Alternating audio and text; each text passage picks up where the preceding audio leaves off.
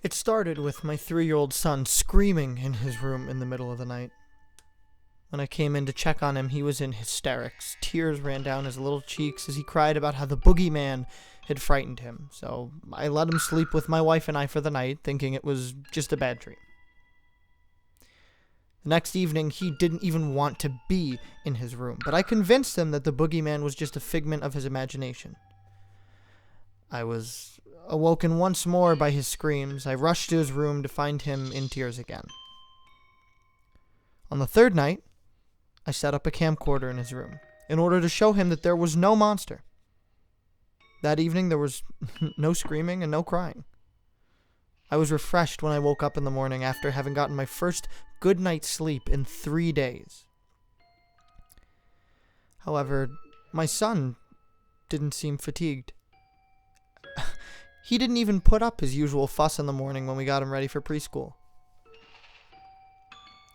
When my wife took him to daycare, I decided to review the camera's tape in order to find out how he had slept.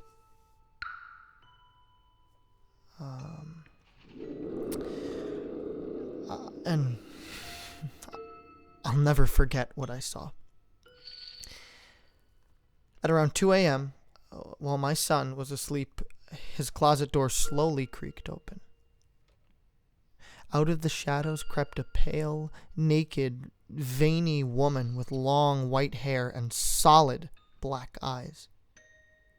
Her body was bony and frail, like that of a Holocaust survivor. When she turned to the side, I could see her spine protruding from her hunched back like a dinosaur. She reached into my son's crib with her unnaturally large hands and covered his mouth. He was trying to scream, but he couldn't. And the palm of one of her hands easily enveloped his head, muffling his cries.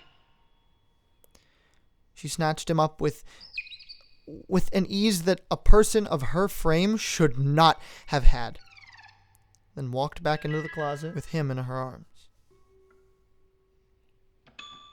An hour later, she returned with what looked like a wriggling maggot the size of a duffel bag, and placed it in my son's bed before retreating once more into the closet. Over the next 2 hours, I watched it twist and writhe while it grew and mutated until it looked just like my baby boy.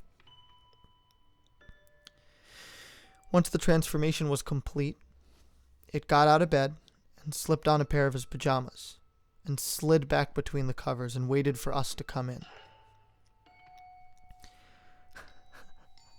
I don't know what that thing is that left with my wife this morning,